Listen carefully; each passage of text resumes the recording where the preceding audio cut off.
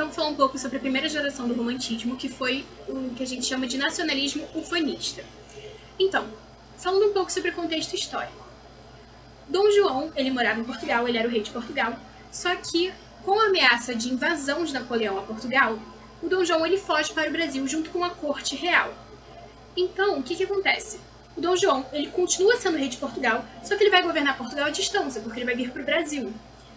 Aí, você acha que Dom João, que era um rei, ele ia aceitar viver num lugar, numa colônia ainda por cima, que não tivesse cultura própria, que as pessoas de outros países da Europa pensassem, nossa, ele está vivendo num lugar muito ruim, numa colônia. Não, ele quer mostrar que ele está vivendo numa colônia, sim, mas uma colônia maravilhosa, que tem elementos incríveis, que as pessoas são maravilhosas. Então ele vai tentar criar uma cultura própria para o Brasil. Então a gente pode falar que o romantismo ele foi a primeira escola literária que conseguiu mostrar, que conseguiu exaltar os elementos brasileiros. Então tinha uma influência da Europa, né? Essas escolas literárias elas começavam na Europa, só que quando elas eram trazidas para o Brasil, eles queriam exaltar só os elementos brasileiros, eles queriam exaltar a cultura brasileira. Eles não se importavam mais em retratar, em seguir um modelo de uma escola literária europeia. Então, o que aconteceu? O Dom João, ele veio pra cá, quis criar uma cultura brasileira na escrita, quis mostrar, a gente tem uma cultura, essa cultura é uma cultura maravilhosa. Amo morar aqui, era isso que ele queria mostrar. Então, as principais características da primeira geração do romantismo são exaltação dos símbolos nacionais, então ele exaltava a flora, a fauna brasileiras. Ele criou um herói nacional, que era o índio. Então, assim, para ficar uma cultura tipicamente brasileira, ele não podia exaltar nas suas obras não, porque não era ele que escrevia, mas enfim, ele não podia exaltar, os escritores romantistas não podiam exaltar a figura de um português, não podiam exaltar a figura de um africano que foi trazido para o Brasil e escravizado aqui. Não, eles queriam exaltar alguém que era tipicamente brasileiro, alguém que estava aqui antes dos portugueses chegarem, que era exatamente o índio. Então os textos românticos eles vão sempre girar em torno da figura do índio. Vai ser sempre o protagonista, vai ser um índio.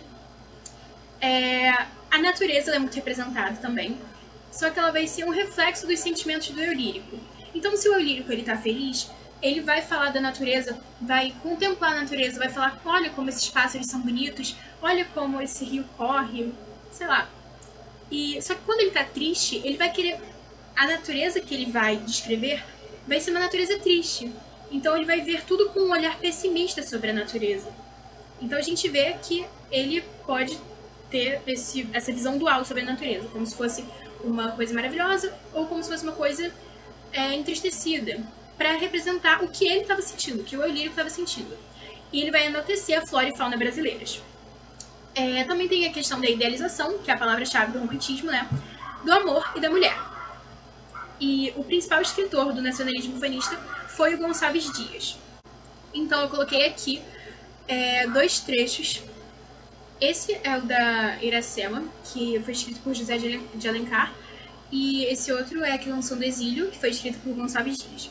Então, assim, essa obra Iracema, do José de Alencar, ela fala basicamente sobre uma índia chamada Iracema, e ele descreve muito essa índia, ele idealiza ela, então ele fala, Iracema, a virgem dos lábios de mel, que tinha os cabelos mais negros do que a asa da graúna, e mais longos que seu talhe de palmeira. Então, ele tá idealizando ela, tá falando dela como se ela fosse uma deusa, como se ela fosse uma figura superior a ele, uma figura, assim, tão perfeita, enfim. E ele fala, os cabelos mais negros que a asa da graúna. Então, ele tá fazendo uma alusão para a fauna brasileira, os animais brasileiros. Aí aqui, uma alusão à flora brasileira. O favo da jati não era doce como seu sorriso, nem a baunilha recendia no bosque como seu hálito perfumado. Então, ao mesmo tempo que ele está idealizando a mulher, ele fala sobre os elementos do Brasil. Ele não está falando sobre os elementos da natureza europeia, está falando sobre os elementos da natureza brasileira. E está falando com um olhar de encantamento, ele está muito encantado com essa natureza, com essa mulher, enfim. Então a gente pode ver que ele está idealizando Iracema, que era uma índia, e exaltando a flora e fauna brasileiras. Aí esse outro poema, Canção do Exílio, ele não é só isso, eu só cortei e botei essa parte. Mas ele fala, minha terra tem palmeiras onde canta o sabiá. As aves que aqui gorjeiam, não gorjeiam como lá. Nosso céu tem mais estrelas, nossas várzeas têm mais flores. Nossos bosques têm mais vida, nossa vida mais amores. Então a Canção do Exílio, do Gonçalves Dias, ele representa um eu lírico, que ele morava no Brasil, só que ele foi para Portugal. Então ele está escrevendo o texto como ele tem saudade do país dele, do país que ele estava morando. Então ele fala, minha terra, que é o Brasil, tem palmeiras, onde canta o sabiá. Não. O céu tem mais estrelas, nossas várzeas tem mais flores, nossa vida mais amores. Então ele está exaltando os elementos da cultura brasileira, a fauna e flora brasileira. Está falando que tem saudade daquilo. Então tem um saudosismo do eu lírico. Ele saiu da sua pátria, só que ele tem saudade dela. Agora, a segunda geração do romantismo é a geração que a gente chama de ultra-romântica ou geração mal do século. Então, basicamente, o contexto histórico desse período do romantismo foi o estilo de vida boêmio noturno que acontecia na Europa. Então, assim, na Europa as pessoas começaram a ter um ideal de vida que elas tinham que aproveitar a vida, então elas tinham festas muito loucas e apresentavam um ideal de vida boêmio, que é basicamente as pessoas, elas valorizam o prazer da vida, então elas querem fazer só aquilo que elas gostam e querem ir para festas, tem um estilo de vida noturno e tal. Então eles trouxeram essa ideia do estilo de vida boêmio noturno da Europa, trouxeram para o Brasil e abrasileiraram isso. As principais características da geração ultrarromântica são um sentimentalismo exacerbado, uma dramaticidade, um louvor à morte, nostalgia, solidão e saudosismo, pessimismo e subjetivismo, egocentrismo e individualismo, fuga da realidade e escapismo. Então, basicamente, os textos da segunda geração, eles apresentavam uma visão muito pessimista da vida. Então eles apresentavam um eu lírico que era muito sentimental, que via a vida de uma forma muito pessimista, e ele transmitia essa dor, essa forma como ele via a vida como um tormento, ele transmitia para a escrita. Então ele mostra um sentimentalismo exacerbado, mostra que ele está com sentimentos à flor da pele, porque ele odeia a vida como ela é e tal. Então ele vai lá, escreve um texto e fala mal da vida. E tem toda uma dramaticidade, uma intensidade que são muito característicos do romantismo.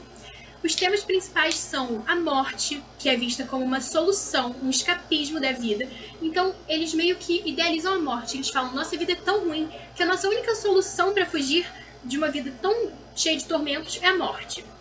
Eles também tratam temas como a solidão, a nostalgia. Então, falam de acontecimentos da sua infância. Tipo, olha que época boa que era. Não é igual agora que a gente não aguenta mais nossa vida, que é a morte. Era uma coisa assim.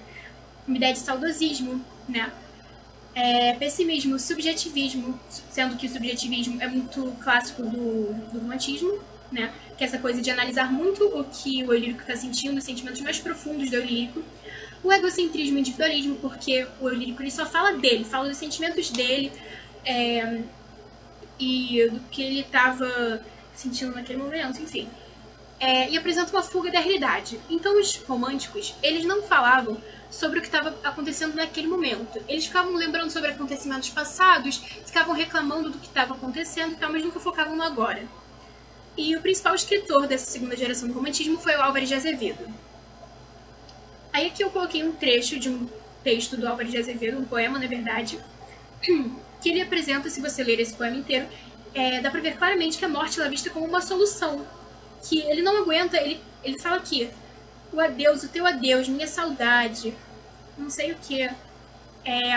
Do leito, embalde no macio imposto, tenta o sono reter, já esmorece, o corpo exausto que o repouso esquece. Então ele mostra que ele tá morrendo e que ele não tá triste que ele tá morrendo, porque ele vê a vida como se fosse uma vida cheia de tormentos, uma vida de sofrimento, e enxerga a morte como uma solução.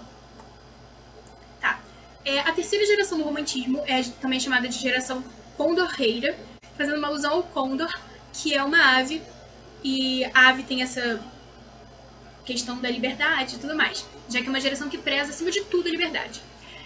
Então, essa geração ela vai trazer um nacionalismo crítico. Então, eles vão resgatar aquela ideia do nacionalismo da primeira geração, só que eles vão criticar, eles não vão ficar exaltando a flora, a fauna, eles vão criticar aquilo que a gente está vivendo no nosso país. Então, eles vão criticar a escravidão, vão criticar a monarquia e...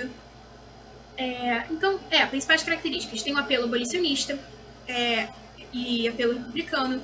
Tem a questão do erotismo explícito, do pecado. Então, enquanto as gerações anteriores do romantismo, tanto a primeira quanto a segunda geração, elas eram muito mais contidas para falar sobre o prazer sexual e tudo mais, essa geração ela tinha um erotismo muito explícito. Então, eles não idealizavam a mulher. Eles falavam sobre o prazer do homem e tudo mais. Eles negavam o amor platônico, então esses escritores eles não ficavam ali só se martirizando com os pensamentos em relação à amada, ele sofria por causa da amada. Não, eles focavam o quê? Focavam no pecado, no erotismo explícito. Expressavam a realidade social, e era uma crítica à realidade social, e prezavam a liberdade acima de tudo. E o principal escritor foi o Castro Alves. Aí eu coloquei aqui um trecho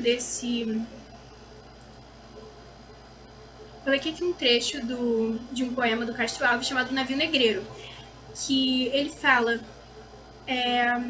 tanto horror perante os céus, ó mar, por que não apagas com a esponja de tuas vagas, de teu manto este borrão? Então ele está falando, Deus, por que o mar não consegue apagar esses portugueses que estão vindo para cá para tentar sequestrar a gente, escravizar a gente, levar para o Brasil? Adeus, Oxóssia do monte, adeus, palmeiras da fonte, adeus, amores, adeus. Então, o eu lírico está se despedindo das pessoas que ele conhecia porque ele está sendo sequestrado e levado para o Brasil para ser um escravo. Então, esse texto do Castro Alves, ele tem toda uma oposição à escravidão. Tá. Aí eu fiz aqui um slide só sobre as diferenças do arcadismo para o romantismo, porque eu reconheço que são muito parecidos, né? A questão como eles tratam a natureza e tudo mais. E, só para esquematizar melhor, sanar qualquer dúvida. Então, assim, enquanto o arcadismo ele valoriza muito a cultura europeia, o romantismo ele valoriza a cultura brasileira. Então, ele fala sobre os costumes brasileiros, sobre a fauna e flora brasileiras.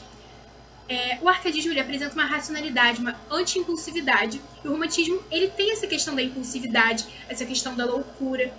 E essa impulsividade era justificada com a ideia de que nós só temos o tempo de agora. A gente só tem esse tempo presente, então go crazy, sabe? Tipo, vive a sua vida ao máximo. O arcadismo também ele enxergava a natureza como um lugar acolhedor, que é essa questão do locus amoenos. E o romantismo, ele utiliza a natureza para expressar os sentimentos do eu lírico.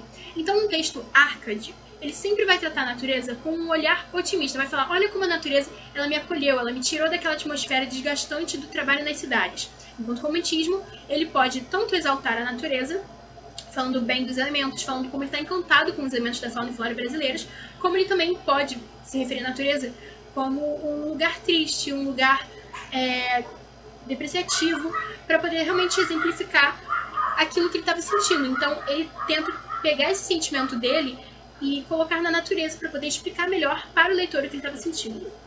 O arcadismo também ele fala muito sobre temas pagãos, como as musas e tudo mais, que são esses ideais greco-latinos, as ninfas, as musas. E o romantismo ele fala sobre os ideais cristãos. O arcadismo ele tem um apreço à erudição, à questão do conhecimento. E o romantismo, ele não liga muito para a inteligência, para o conhecimento. Eles veem a imaginação como um caráter transformador da realidade. Então eles não acham, o que a gente pode fazer para transformar a realidade é a gente ser muito inteligente, a gente buscar o conhecimento. Não, a questão principal é a imaginação, para poder transformar a nossa realidade, caso a gente não esteja insatisfeito com ela.